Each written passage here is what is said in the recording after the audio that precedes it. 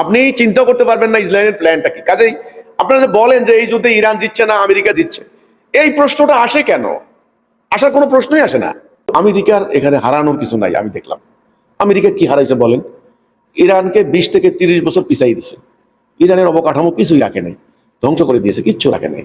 তাদের একেবারে প্রথম সারি থেকে দ্বিতীয় সারি, তৃতীয় সারি, সপ্তম দশম সারি কোনো নেতাই রাখে নাই, নেতা শূন্য করে ফেলছে।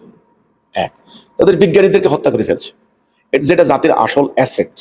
ওকে, তাদের অস্ত্র ভান্ডার ধ্বংস করে দিয়েছে, তাদের যোগাযোগ ব্যবস্থা ধ্বংস করে দিয়েছে, তাদের তেল উৎপাদন ব্যবস্থা ধ্বংস করে দিয়েছে। তো কি রাখছে? আপনি জানেন ইরান আগামী 20 বছর লাগবে মেরুদণ্ড সোজা করে দাঁড়াতে, তাও কিন্তু পারবে না, তাও কিন্তু পারবে না। 20 বছরেও পারবে কিনা সন্দেহ আছে। আবার ইরান কি করছে? পাল্টা কিছু হামলা চালাইছে। কোথায়? সৌদি আরবে, কাতারে, কুয়েতে, ওমানে। কোথায়? মুসলমান দেশগুলাতে, মুসলমান দেশগুলাতে। তো এখন এই আরব আরব কান্ট্রিগুলাতে যে এয়ারবেস আমেরিকার যে সামরিক স্থাপনা করলো, এটা তো মধ্যপ্রাচ্যের দেশগুলার নিরাপত্তার জন্য করছে। আমেরিকার সৈন্যরা বুঝতে পারছে ওরা নাই ওখানে, মানে থাকেও না। মারা গেল কে? আমরা কিছু বাঙালি মরলাম, আর সৌদি আরবে দু একটা। কই আমেরিকার কে মরলো আপনি বলেন তো?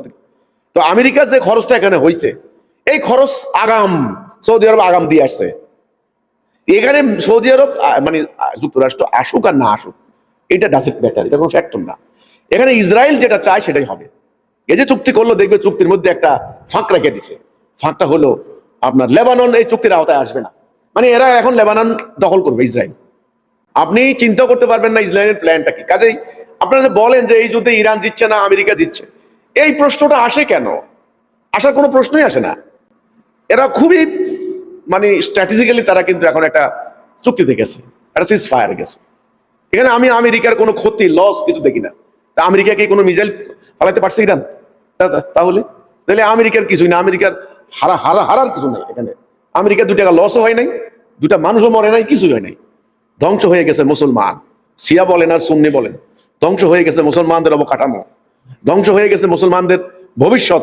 আগামী 20 বছর এই মধ্যপ্রাচ্য সহ ইরান সহ আরো বেশি তাদের তাবেদারি করতে হবে।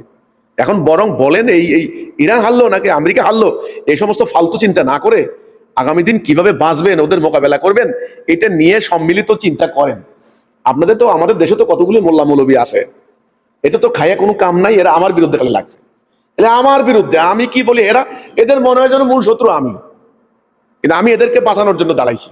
আল্লাহ তাআলা যে সত্য ইসলাম দিয়েছেন, সেই সত্য ইসলামটা নিয়ে আমি দাঁড়িয়েছি। এই জন্য আপনি বলেন ইরান হারছে নাকি আমেরিকা হারছে, আমি এই প্রশ্নটার কোনো কোনো খুঁজে পাই না।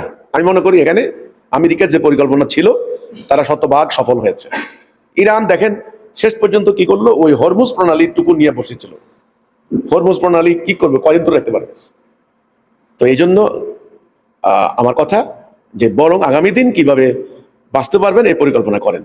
এখনো হারাজিতার সিদ্ধান্তে আসার মতো অবস্থা আমরা দেখি না।